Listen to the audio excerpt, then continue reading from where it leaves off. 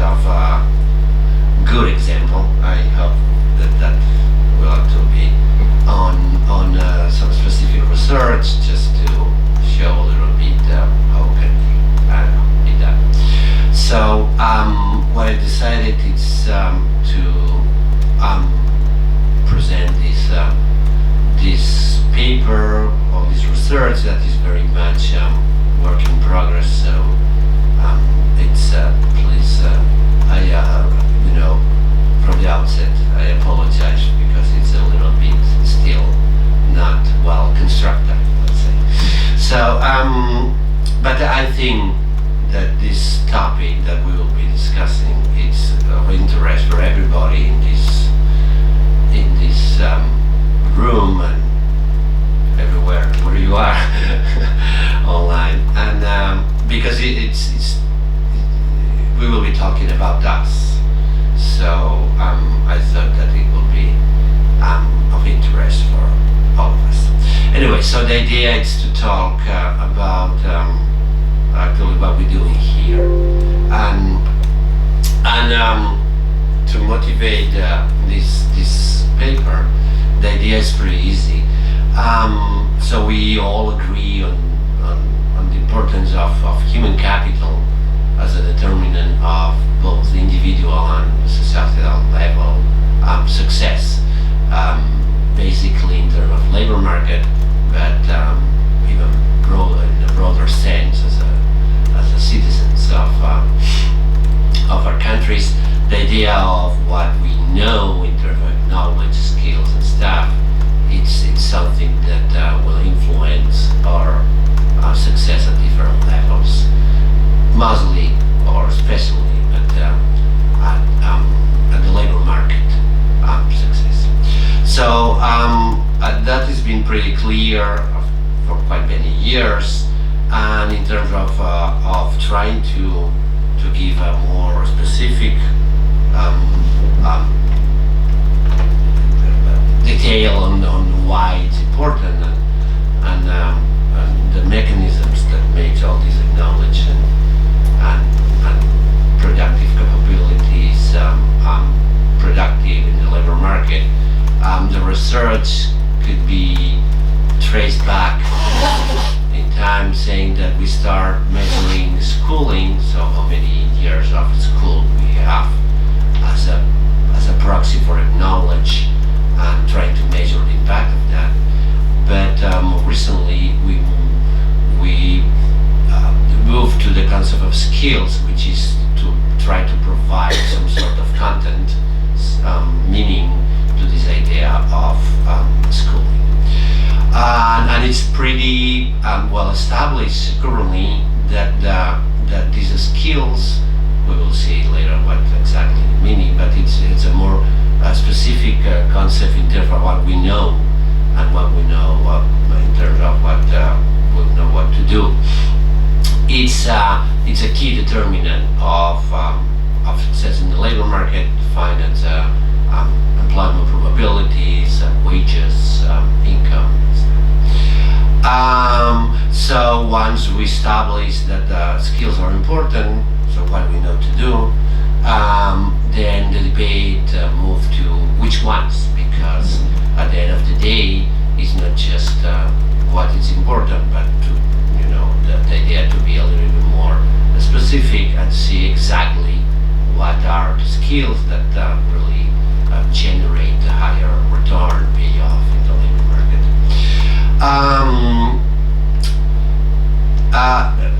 That is, as I said, quite well established, and the discussion is repeat around which specific type of skill it's more important. However, even though schooling is clearly generated in schools, so primary, secondary, university, so in these places, skills are more can be generated or produced, obtained in quite different places, not just in school, but in the workplace, or even in the household, So it's a much broader area I mean sources of skills. So this discussion, where is the best place to develop skills, and interaction between these learning spaces that I repeat can be social spaces, like when you go out with your friends, school, so the university can be developing the workplace, obviously, the household, etc. Well, it's this discussion, apart from some very basic theoretical ideas of, well, we can develop them in several places, and they may interact.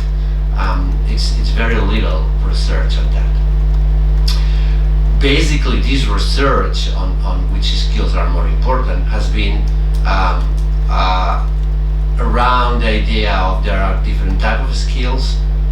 We can summarize it in academic versus occupation-specific skills. So those more general versus the more specific. Okay, and we are use the concept of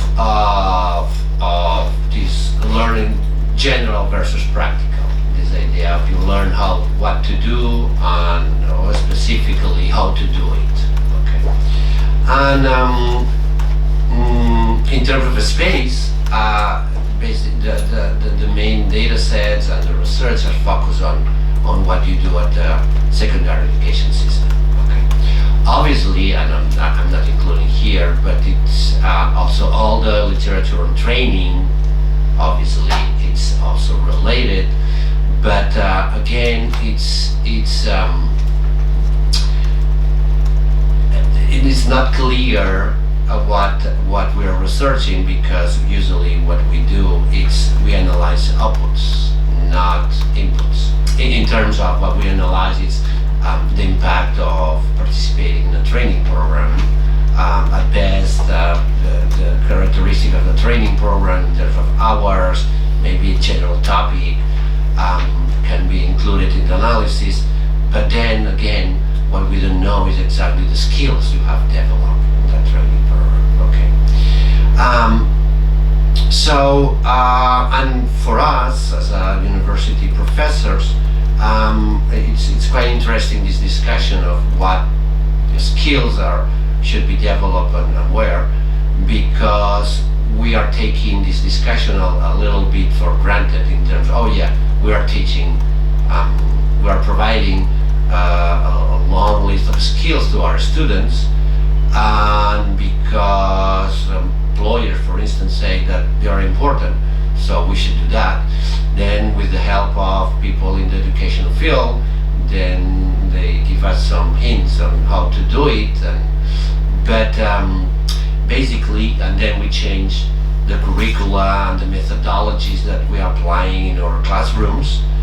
But to be honest, there is very single actually research on the real impact of the skills we are producing, and that has become, this discussion, I would say, quite important, because the recent developments in the labor market point to these three, quite many things, but these three issues that I want to stress in here.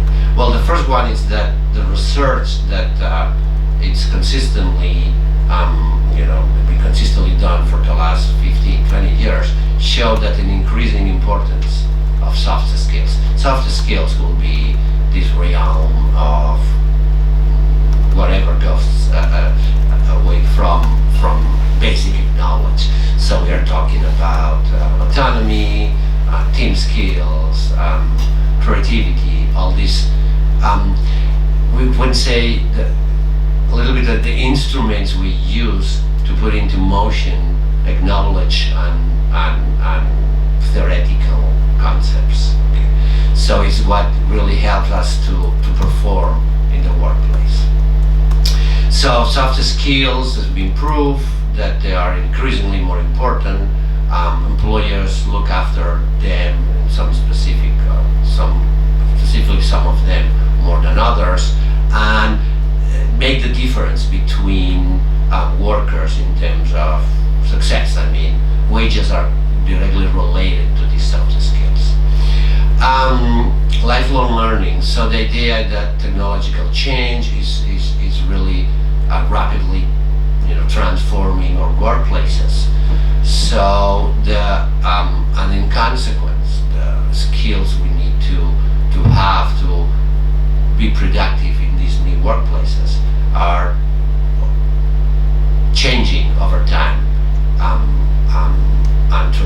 and being transformed as well as the workplace itself because of technological, organizational change, and so on. So the idea is that obsolescence of your skill portfolio will come along very rapidly and constantly over your working life. So you need to be ready to update, change, transform your skills endowment over time, and that means that you have to be learning, and not just as it used to be at one point in your life, and then you will use that knowledge, skills, basically for your entire working career. So that is a change. At the same time, and that is quite interesting, I think that what is being recently, actually, because data is very obscure, there's very little data on that for obvious reasons. The informal learning at the job is becoming more and more important, because the idea is that firms are very heterogeneous and changing rapidly in terms of their needs. So what you have to learn, it's very difficult to externalize this learning, and then mostly because the type of learning, the soft skills, are quite difficult to provide, to teach them outside the specific workplace, because all workplaces are quite different in terms of what they need. So informal learning is becoming a key source of human capital accumulation process. And then you see all these, you have to think also or frame it in this claim by employers that this poor work readiness of recent graduates. So that has been a claim that is not new. So if you look back at publications 50, 60 years ago, you could find exactly the same complaints. Okay, but increasingly that is being more intense, okay, by employers.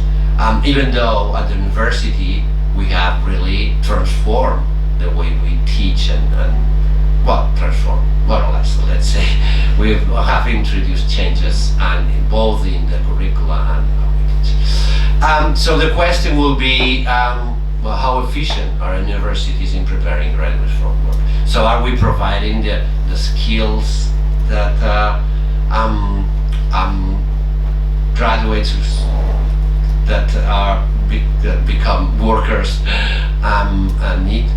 So that will be the main question in here. So the idea will be to test that. It would be nice to have to be able to classify individuals in terms of skills, splitting their endowments in where they were generated. Okay, so we could test the value of those skills produced at different locations in different situations, and then test whether these different learning spaces generate skills that complement each other or just substitute, and then we could just test whether it's more efficient to produce skills in one place or another.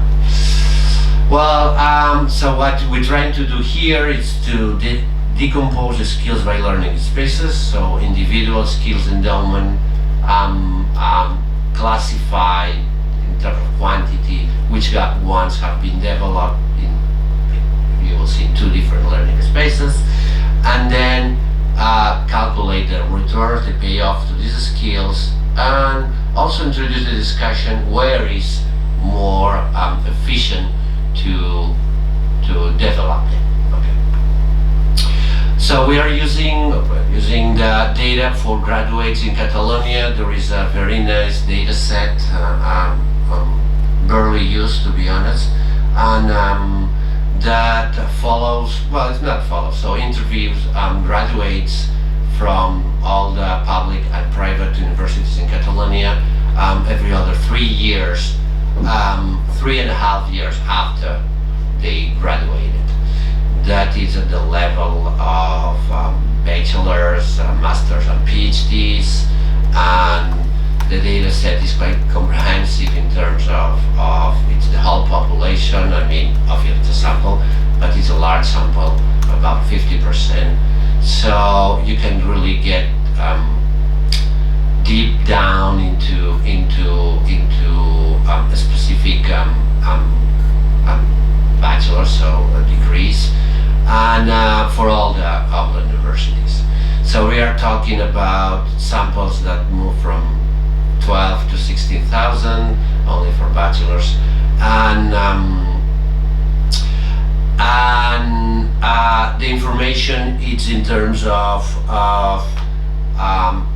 the current job, and then there is some characteristics of the job, income,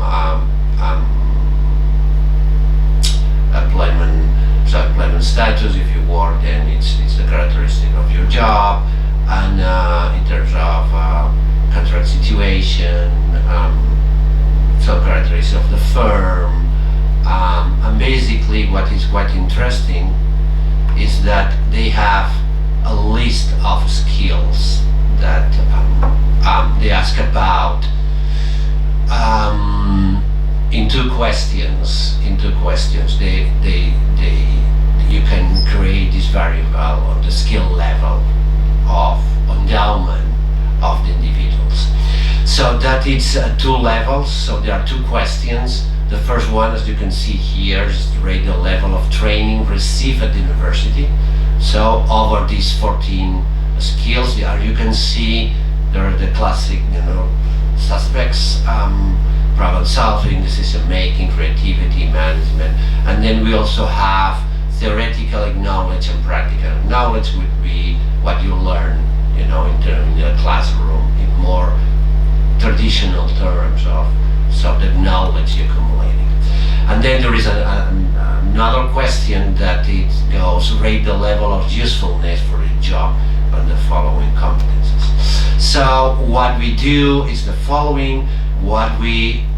The interpretation of the first question is pretty straightforward, okay, and then it's just, we consider the reflection of the amount of skills, the quantity of skills for each one of these competences accumulated during university studies, okay, because that is at the end of your university. So, and the second one, which I was part of the design of the question quite many years back in time, we use this job analysis approach that goes this way.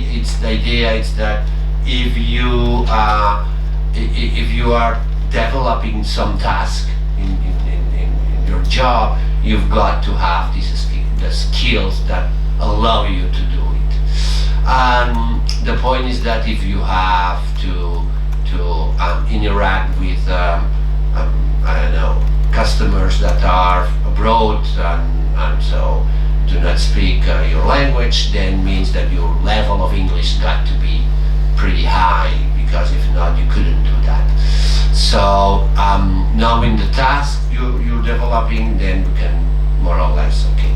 In this case, it's a kind of some sort of job analysis approach, because they ask you about how useful, so how important are these competences, these skills. So the idea is that if they are very important, you better have them a high level. If not, you would be fired in a kind of a competitive labor market, because you wouldn't be.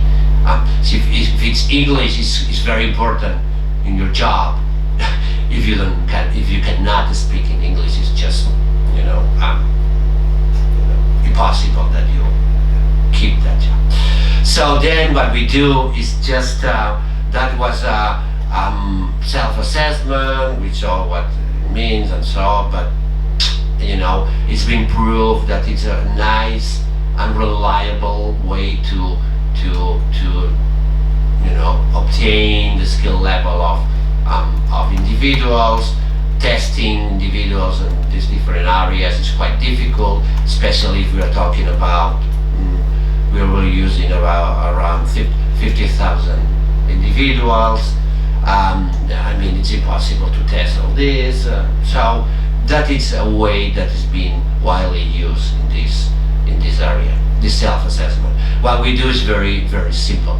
We generate a variable which is just, we call it skill development, which is just subtracting your current skill level. Okay, we call it skill job. We subtract what you learn at the university, and considering that it's the accumulation of skills over the 3.5 years after a graduation, it's what we are measuring. Okay.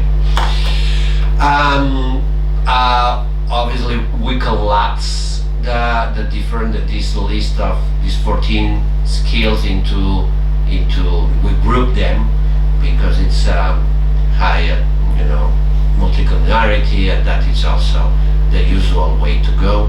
And Combat Alpha, which measures how consistent is this grouping, it's good enough, actually quite good. So we are putting together things that are similar, okay, and we come up with these 6 level, skill variables, which are pretty simple to understand.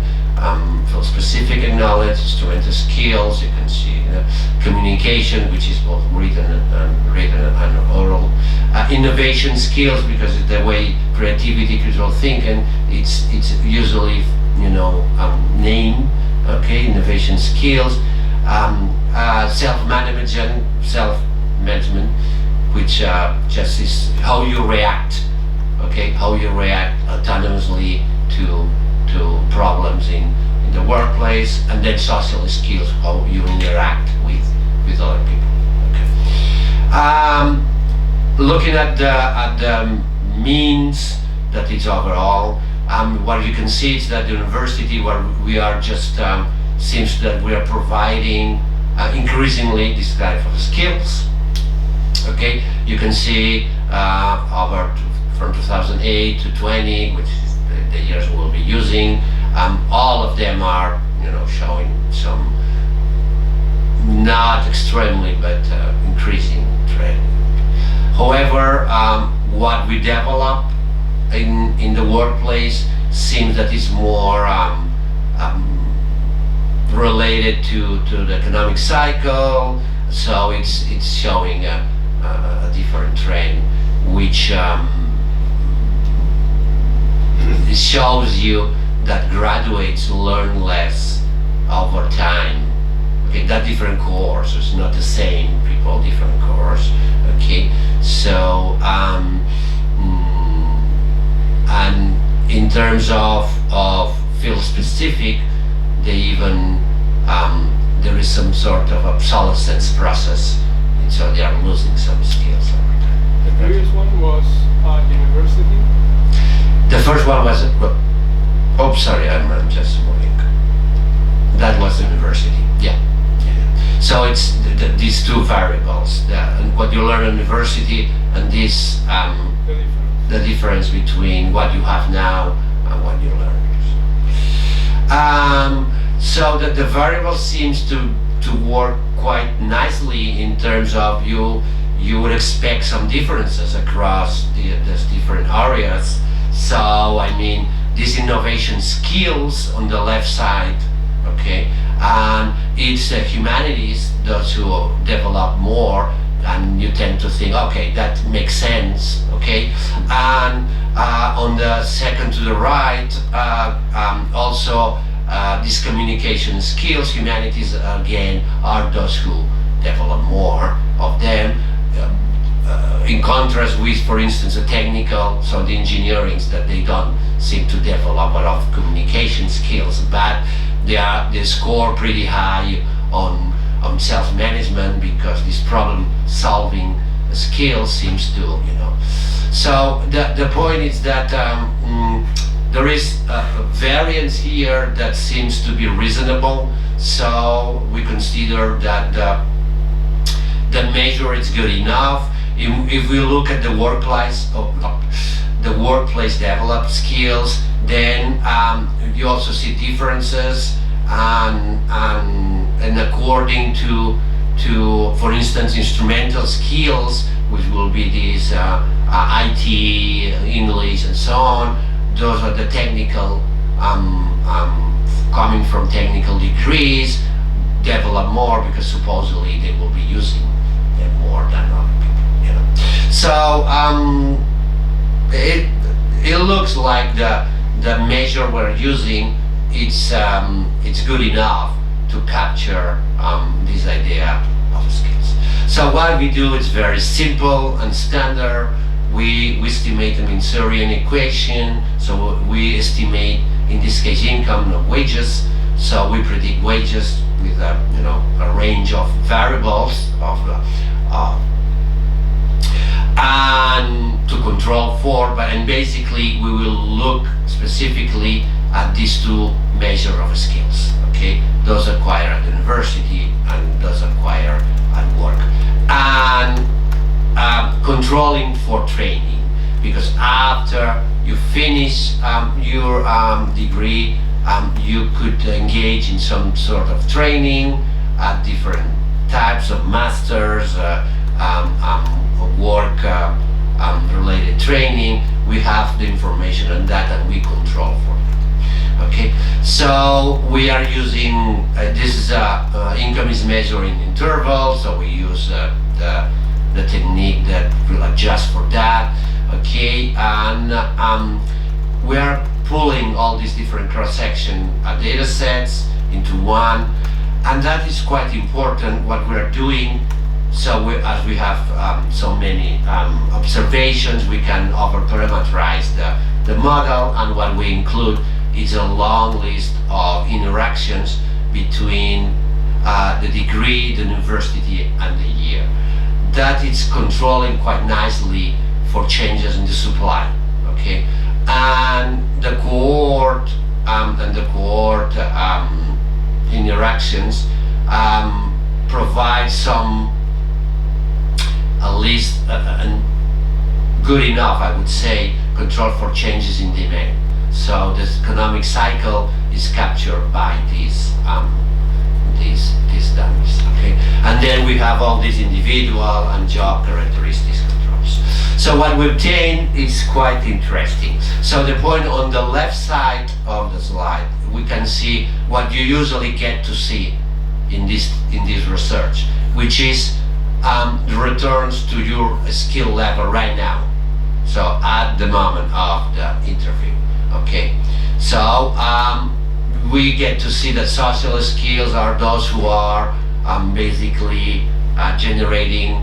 So these coefficients may look small, but they're actually quite big in terms of the scale and in terms of their income, wages. So so what is actually quite interesting is when you look at the right side, where we split returns to skills developed at university and work. And what you get to see, and I don't want to extend that much, is that those developed at the workplace as are much more important and command a much higher payoff than those developed at the university. Okay, even though the university, they give you some advantage, let's say in the workplace, actually is what we develop during those actually very first years in the labor market that actually generates quite, I wouldn't say dramatically, but the differences are very important. Okay, just one comment here.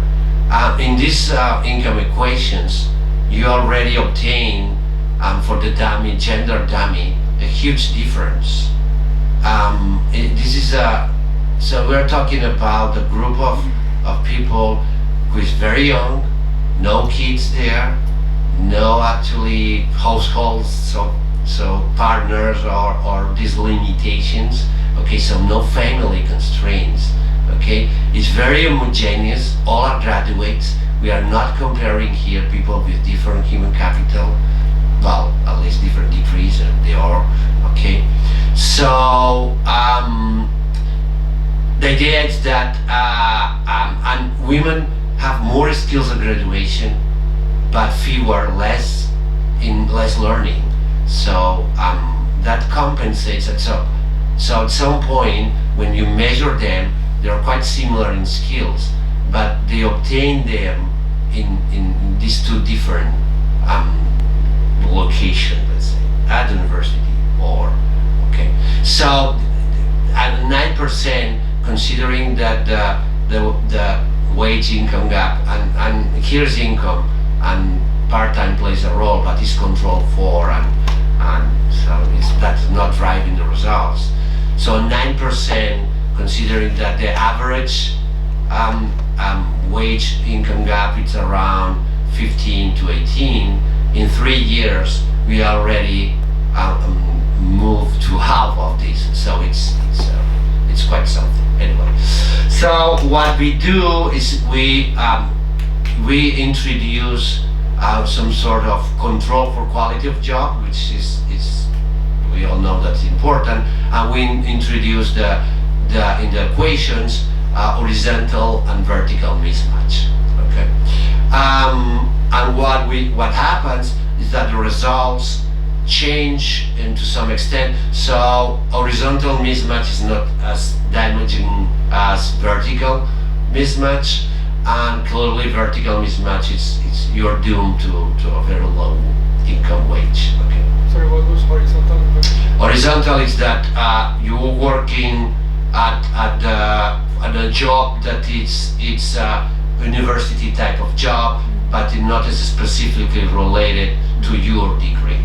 So you are, I don't know, you are an engineer working in education. So it's horizontal.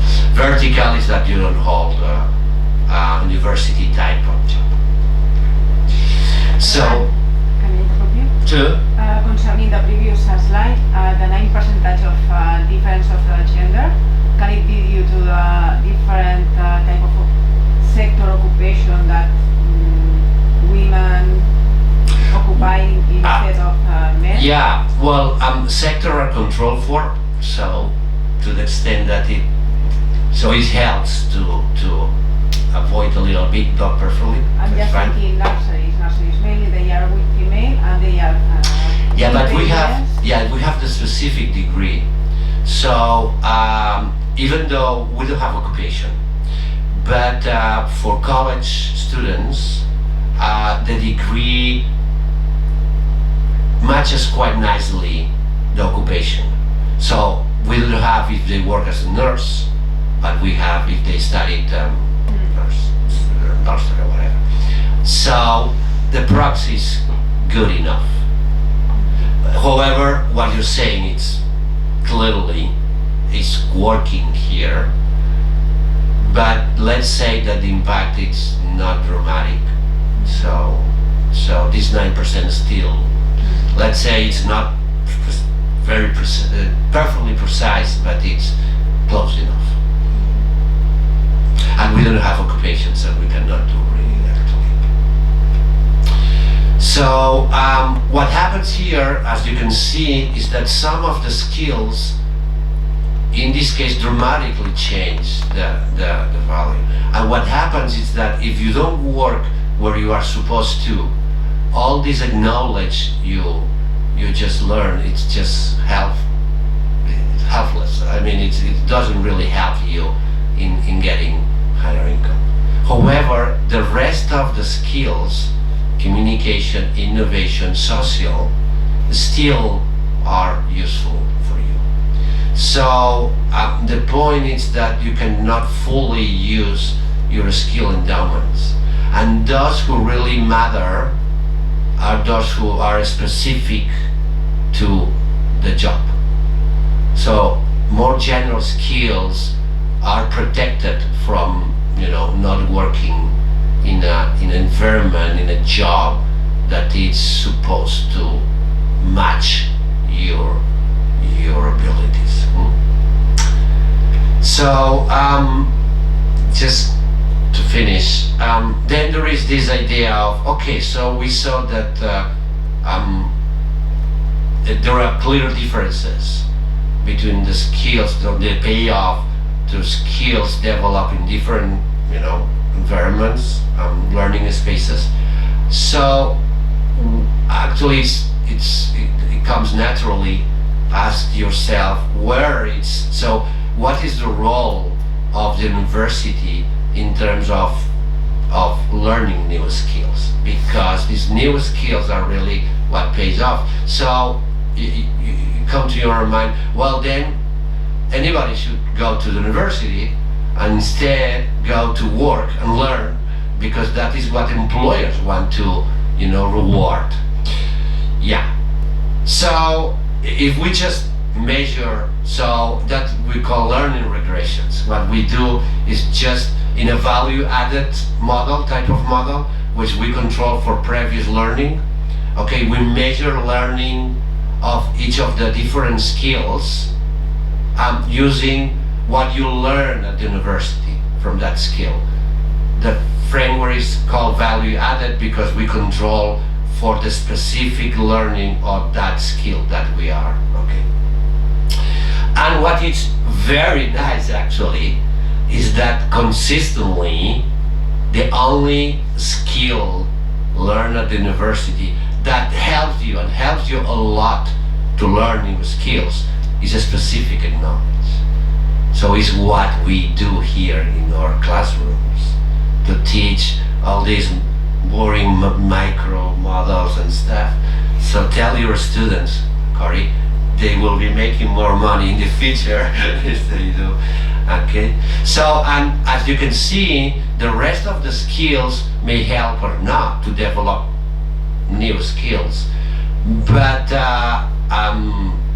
the impact is smaller and it's not consistent. Some skills, in some areas, you learn more if you develop innovation skills at the university, which is actually one that really more or less help. But if you look at self-management, for instance, you see negative. So yeah. I was wondering if you have an idea of how selective each institution is of higher education? We have a dummy for the specific degree university year. So, yeah.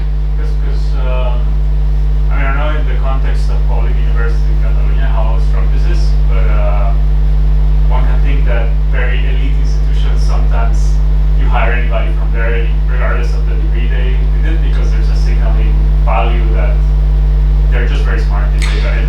Well, you're absolutely right. We control for family background, grades and stuff.